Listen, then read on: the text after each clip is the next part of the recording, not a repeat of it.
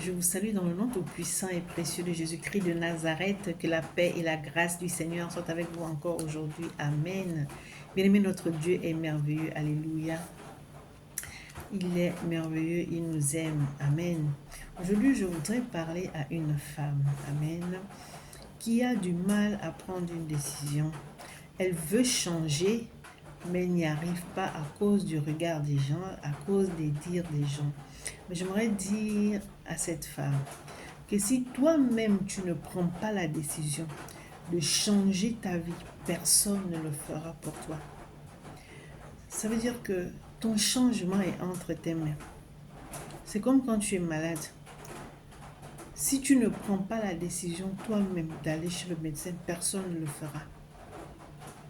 Donc, tu ne guériras pas, tu resteras là, malade.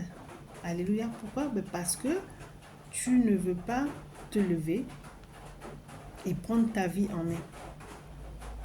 Si tu comptes sur les autres, c'est que tu n'as rien compris. Si les autres te viennent en aide après, amen, gloire à Dieu, mais tout dépend de toi. Le changement que tu veux avoir dans ta vie dépend de toi. Tu dois prendre la résolution de changer, mais personne ne le fera pour toi. Alléluia. Donc, il y a beaucoup de femmes aujourd'hui qui ont peur de faire le premier pas. Elles veulent changer ou elles veulent faire quelque chose, mais elles n'y arrivent pas. Pas parce qu'elles sont incapables, mais parce qu'elles ont peur. Parce qu'elles se disent, qu'est-ce que les gens diront? Mais j'aimerais te dire ceci, femme. Les gens parleront toujours. Tu ne peux pas fermer la bouche des gens. Tu ne peux pas empêcher aux hommes de parler. Quel que soit ce que tu as fait, même si dans ton quartier, tu as été la risée des gens parce que tu menais une mauvaise vie, si tu as pris la décision de changer, ne regarde pas à ce que diront les hommes. De toute manière, n'importe comment, ils vont parler. Mais puisque tu as pris la décision de changer, fais-le. Ne regarde plus en arrière, regarde devant. Le changement se trouve devant, pas derrière. Quel que soit ce que tu as fait, tu n'es pas ce que les hommes disent de toi. Tu es ce que Dieu dit de toi. Alléluia. Arrête de te morfondre. Arrête de te dire qu'est-ce que les gens vont dire. Mais les gens vont parler. Les gens diront ce qu'ils ont envie de dire. Tu ne peux pas les empêcher. Alléluia. Donc, femme, si tu as pris la décision de faire quelque chose, ne dis pas, ah, mais j'ai pris la décision de faire ça, je n'ai pas demandé à tel ou tel. La seule personne à qui tu dois demander, c'est Dieu, pas un homme. Toi, tu vas aller demander conseil à quelqu'un. Peut-être que ce jour-là, cette personne est de mauvaise humeur ou cette personne vraiment n'a pas envie d'entendre tes problèmes. Tu vas être déçu. Tu vas être déçu. Alors, lorsque tu prends une décision, aie le regard fixé sur Dieu. J'ai dit, quel que soit ce que tu as fait dans ta vie, quel que soit ce que les hommes t'ont dit, si tu as pris la décision de changer, ne regarde pas aux hommes. Sinon, tu ne changeras jamais. Vous voyez, il y a une femme dans la Bible qui menait une mauvaise vie. Mais cette femme, je crois qu'elle était fatiguée de cette vie. Elle était fatiguée qu'on se moque d'elle. Elle était fatiguée qu'on prenne son corps pour un jouet. Elle s'est dit non, je vais changer. Et cette femme, elle a entendu parler de Jésus. Alléluia. Elle n'a pas rencontré Jésus dehors. Elle a rencontré Jésus dans une maison. Et dans cette maison se trouvaient des hommes qui connaissaient sa vie. Mais comme elle voulait changer, elle a pris la décision d'affronter ces hommes. Elle avait un objectif, c'est de changer. Et cette occasion, elle s'est dit, si je rate cette occasion, je n'aurai plus une autre occasion. Alors tant pis pour les moqueries. Je vais voir celui qui va changer ma vie. Tout dépend de moi. Alors elle a bravé la honte. Elle a bravé les regards moqueurs. Elle a allé droit au but, vers celui qui devait changer sa vie. Et toi, qu'est-ce que tu comptes faire? Est-ce que tu vas regarder à Dieu ou tu vas regarder aux hommes? Nous allons aller à la lumière de la parole de Dieu dans le livre de Luc, chapitre 7, à partir du verset 36. Je lis la parole de Dieu avec respect. Amen. Un pharisien pria Jésus de manger avec lui.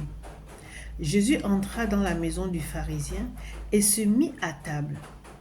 Et voici une femme pécheresse qui se trouvait dans la ville, ayant su qu'il était à table dans la maison du pharisien, apporta un vase d'albâtre plein de parfums. Cette femme a entendu parler de Jésus. Et elle n'est pas partie les mains vides. Elle est partie avec quelque chose de précieux, de très cher. Alléluia. Pour aller vers Jésus. Et dans cette maison, je vous ai dit qu'il y avait des personnes qui la connaissaient. Mais ce n'était pas son problème. J'aimerais dire à une femme que lorsque tu prends la décision de changer, tu braves la honte. Tu braves les regards insultants. Parce que si tu t'arrêtes sur ça, tu ne vas pas avancer. Tu ne peux pas changer la pensée de l'homme. Pour les hommes, tu es une femme pécheresse. Tu es une femme facile. Tu es une femme... Ils vont toujours te traiter de tous les noms. Ne vont jamais penser qu'un jour tu peux changer. Pour les hommes, c'est impossible. Ça, c'est l'homme. Alléluia. Le verset 38 dit, « Et se tint derrière aux pieds de Jésus. Elle pleurait et bientôt elle lui mouilla les pieds de ses larmes, puis les essuya avec ses cheveux, les embrassa et les oignit de parfum. Le pharisien qui l'avait invité, voyant cela, dit en lui-même, « Si cet homme était prophète, il saurait qui et de quelle espèce est la femme qui le touche. Il saurait que c'est une pécheresse. » Vous voyez? C'est ce que les hommes diront toujours de toi. Ils ne vont jamais penser qu'un jour tu peux ou tu veux changer. Ils aimeraient te voir là, périr, mourir, être la risée des gens. Mais te voir changer, non, ce n'est pas possible. Et ils ne le voudront même pas, et ils ne t'encourageront même pas. Donc ton regard ne doit pas être fixé sur les hommes, mais sur Jésus. Cherche Jésus. Et ta vie va changer. Parce que tu prends la décision de changer, de sortir de ton état de pécheresse pour vivre une nouvelle vie. Jésus ne peut pas te chasser. Mais si tu restes dans ton coin toujours en train de pleurer, tu pleures pourquoi? Si encore tu pleures devant Jésus, celui qui a la solution à ton problème, j'ai dit oui. Mais si tu pleures parce que les hommes se moquent de toi, c'est que tu n'as rien compris. Il y a beaucoup de femmes qui n'avancent pas. Il y a beaucoup de femmes qui tournent en rond à cause des dires des hommes, à cause des regards des hommes. Jusqu'à quand, femme, tu vas être dans cet état. Il est temps pour toi que tu te lèves. Il est temps pour toi que tu te dises, ce ne sont pas les hommes qui me donnent le souffle de vie, mais c'est Jésus. Alors, je n'en ai rien à faire de ces hommes. J'ai mené une mauvaise vie, certes. J'étais prostituée, certes. J'étais une voleuse, certes. J'étais tout ce qui est négatif. Oui, mais aujourd'hui, je change de vie. Parce que Jésus n'est pas venu pour les bien portants. Il est venu pour ceux qui sont malades. Et être malade ne veut pas forcément dire que tu souffres d'une maladie et que tu as allaité sur un lit. Non. Tant que tu ne connais pas Jésus, tu es malade. Parce que tu fais des choses qui sont contraires à la Bible. Tu es dans l'ignorance totale. Femme, j'ai dit ne regarde pas à ton état. Ne dis pas que diront les hommes. Lève-toi et change de vie. Va à la rencontre de celui qui transforme, de celui qui guérit, de celui qui restaure. Je suis en train de te parler de Jésus-Christ de Nazareth. Alléluia. Le verset 40 nous dit, Jésus prit la parole et lui dit, Simon, j'ai quelque chose à te dire. Il dit, Maître, parle, répondit-il. Un créancier avait 2 débiteurs. L'un devait 500 deniers et l'autre 50. Comme il n'avait pas de quoi payer, il leur remit à tous 2 leurs dettes. Lequel l'aimera le plus? Simon répondit, celui, je pense, auquel il a le plus remis. Jésus lui dit, tu as bien jugé. Puis, se tournant vers la femme, il dit à Simon, vois-tu cette femme? Je suis entré dans la maison, du moins dans ta maison, et tu ne m'as point donné d'eau pour laver mes pieds. Mais elle les a mouillés avec ses larmes et les a essuyés avec ses cheveux. Alléluia. Vous voyez, cette femme était la risée des hommes. Mais ce qu'elle a fait a touché Jésus. Jésus ne l'a pas jugé. Jésus ne l'a pas condamné. Mais les hommes te condamneront. Les hommes te jugeront. Voilà pourquoi je te dis, femme, aie le regard fixé uniquement sur Jésus. Sors de cette situation. Tu peux le faire. Et tout dépend de toi. Ne dépend pas de personne. Tout dépend de toi et non de personne. Tout dépend de toi. Laisse les hommes parler.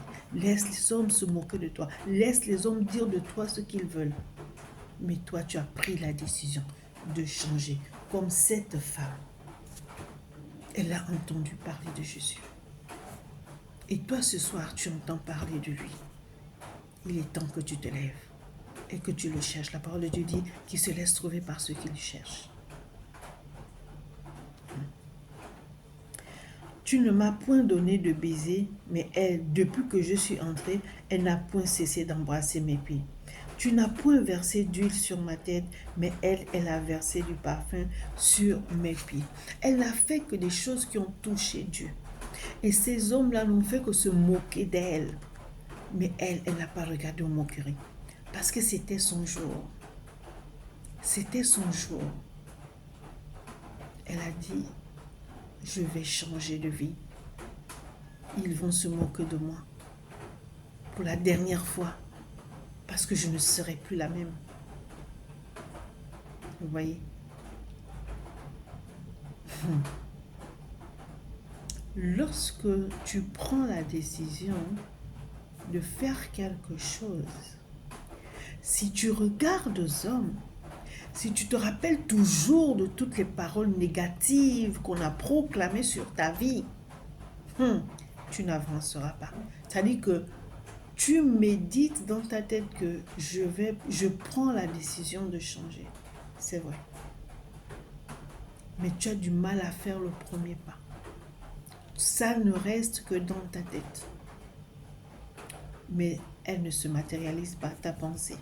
Elle reste dans ta tête. Comment veux-tu changer? Comment veux-tu changer? Comment veux-tu avancer? Alléluia. C'est pourquoi, le verset 47 dit, c'est pourquoi je te le dis. Ses nombreux péchés ont été pardonnés, car elle a beaucoup aimé. Mais celui à qui on pardonne peu aime peu. Et il dit à la femme, tes péchés sont pardonnés. Tes péchés sont pardonnés. Bien-aimés dans le Seigneur, la parole de Dieu nous dit que ni les débauchés, ni les voleurs, ni les homosexuels n'hériteront du royaume des cieux. Mais comme je l'ai dit tout à l'heure, Jésus est venu pour les pécheurs. Il n'est pas venu pour les bien portants. Jésus a pardonné à cette femme. C'est Jésus. Parce que cette femme aussi a droit au salut. Cette femme aussi a droit au pardon. Les hommes ne te pardonneront pas. Si tu attends quelque chose des hommes, c'est que tu ne feras rien de bon dans ta vie. Tu n'avanceras pas. Jésus te dit ce matin, regarde à moi. Je pardonnerai tes péchés parce que j'ai vu l'état de ton cœur.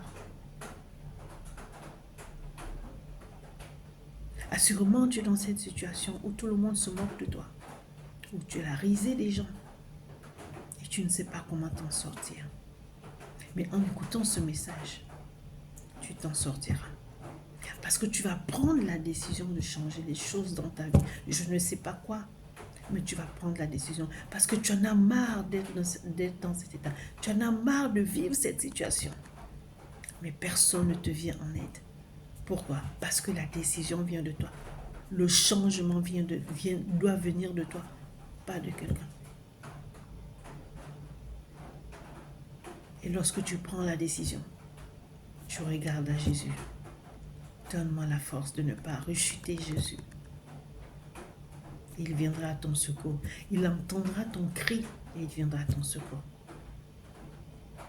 Et ne pense pas à ce que les gens diront. Ne pense même pas au regard des hommes. Pense seulement à celui qui est sur le point de changer ta vie. Parce que tu as pris la décision de changer.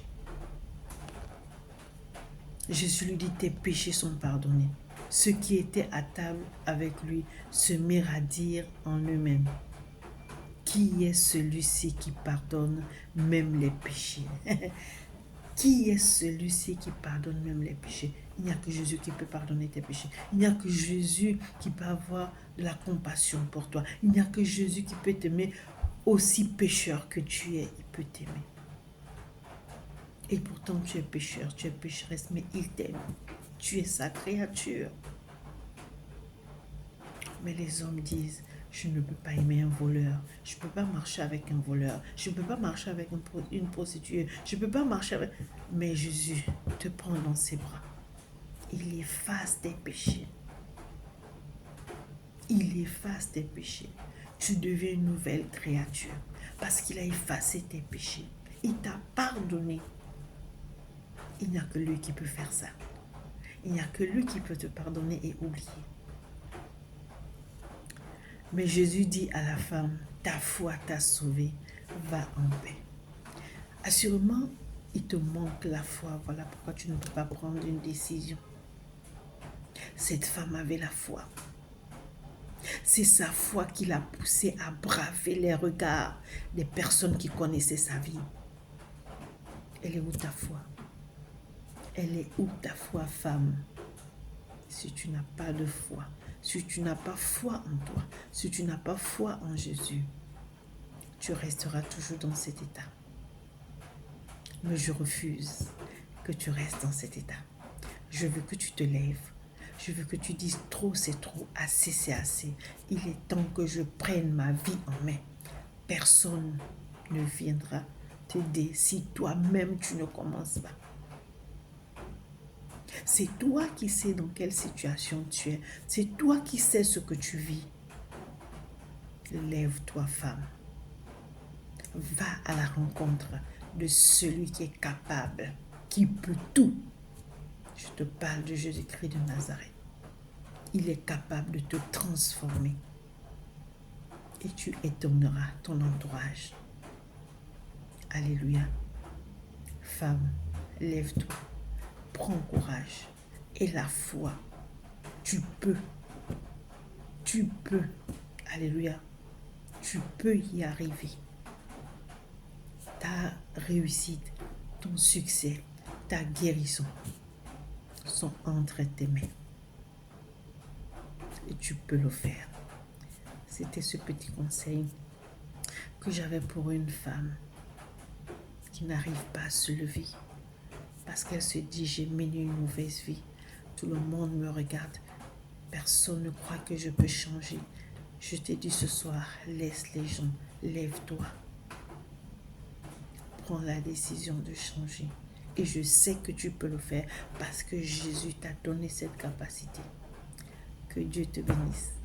C'était votre humble sœur et servante, le prophète Jérémie du ministère des Enfants Perdus. présidente du mouvement de femmes abusées restaurées par Christ. Sois bénie, femme.